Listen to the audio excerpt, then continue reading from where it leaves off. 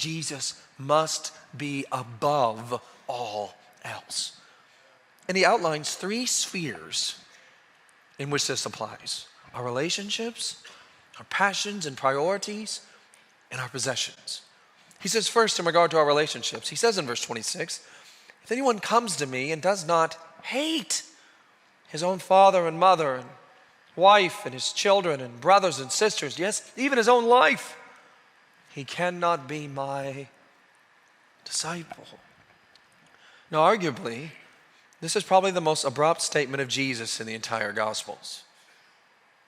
Even though Jesus had previously in Luke 12 implored his followers to avoid the influence of the world in Luke 12:1, to fear God, not man, in Luke chapter 12, verses 4 through 5, to confess Jesus as Lord and to seek his kingdom above all in Luke chapter 12, verse 8, even to listen to the Holy Spirit, to abandon the pursuit of materialism in Luke 12, verses 13 through 21. Yet here he is, yet again bringing into focus and clarifying the demands of following him. And you must hate his own father and mother and wife and children and brothers and sisters, yes, even your own life.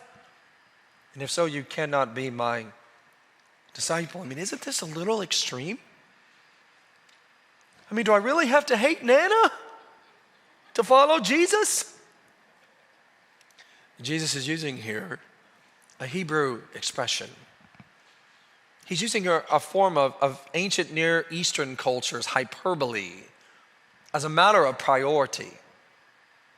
In doing so, Jesus is defining a way of life, a priority in which we are to express an action of attitude and thus dependence on, lovingly and devoting our lives to Jesus so much that compared to everything else, it's if we love them less. All of our closest human ties are a distant second to following Jesus Christ. He is calling here to a dominating love and devotion. Think about this.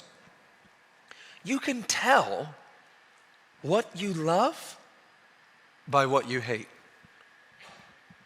You can tell what you love by what you hate. You see, I love my family. I love you.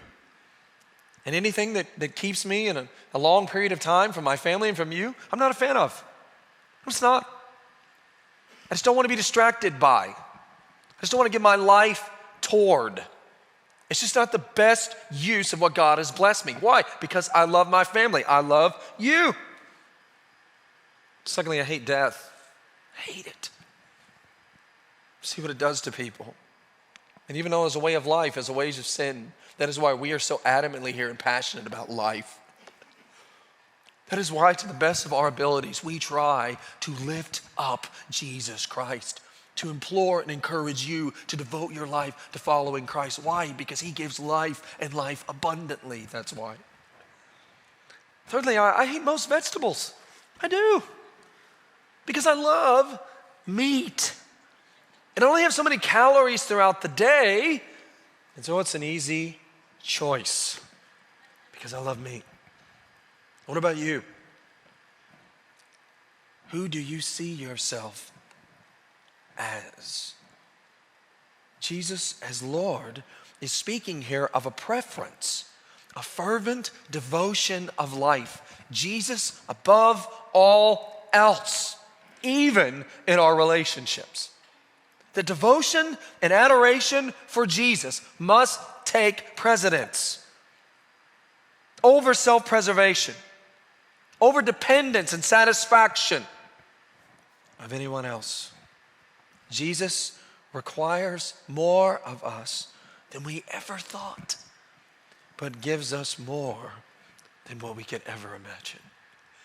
Remember what Paul says in 1 Corinthians 2:9? What no eye has seen, nor ear heard, what God has for those who love him.